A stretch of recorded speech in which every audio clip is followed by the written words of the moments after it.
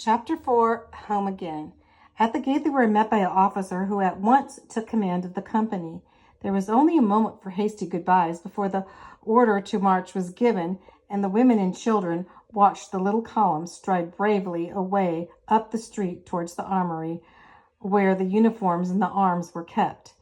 They followed the little distance and took up their station across the street from the great doors through which the men had disappeared. There was little talking among them. Only the voice of the priest could be heard now, and then he said a few words to one and another to the waiting women. It was still so early in the morning that the streets of the city were not yet filled with people going to work. Only those like themselves concerned with the sad business of war were abroad. To Jan and Marie, the long wait seemed endless. But at last the doors of the armory sprung open. There was a burst of martial music, and a band playing a national hymn appeared.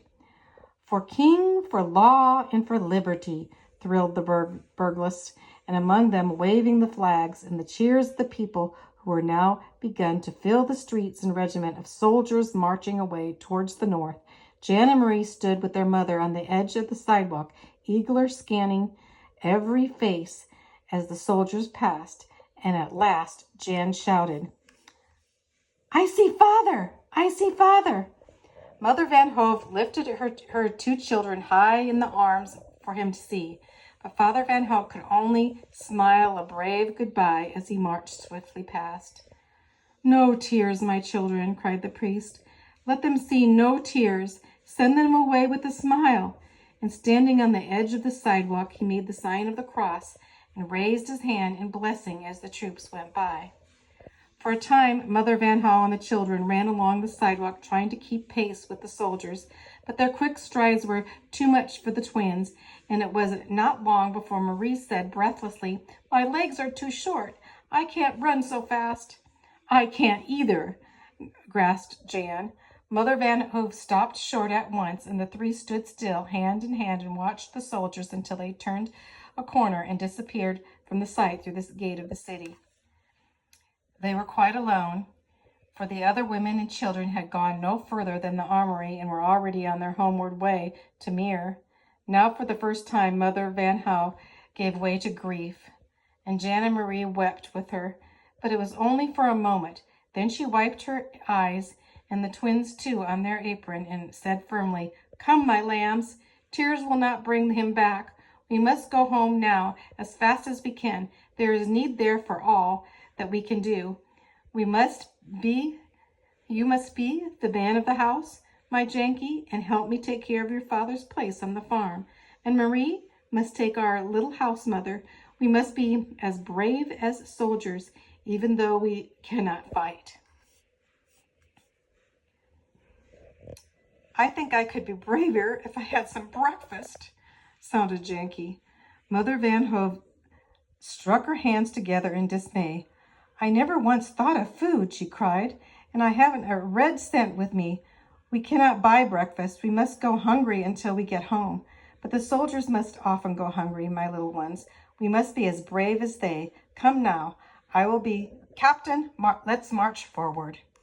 Jan and Marky stiffened their little backs as she gave the word of the command, and soldier to soldier they marched down the street towards the city gate to the martial refrain, "Le Roi, le Roi, la Liberté," with Mother Van Hove hummed the song for them under her breath.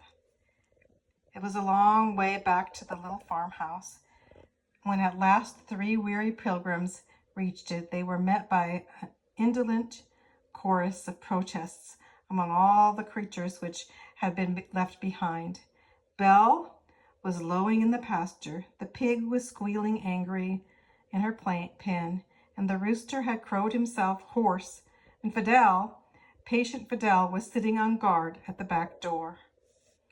Mother Van Hove into the kitchen the moment she reached the house, and in 2 minutes Jan and Marie were seated before breakfast of bread and milk, and she fed her pig, let out the hens, and gave Fidel a bone which she had saved for him from the soup. Last of all, she milked the cow, and when this was done, and she had a cup of coffee herself. The clock in the steeple struck 12. Even Mother Van Hou's strength was not equal to work in the harvest that day. She stowed the load of wheat, which had been brought home the night before in the barn, and after that chores were done at night, she and the twins went straight to bed and slept as only the very weary can, until the sun streamed into their windows in the morning.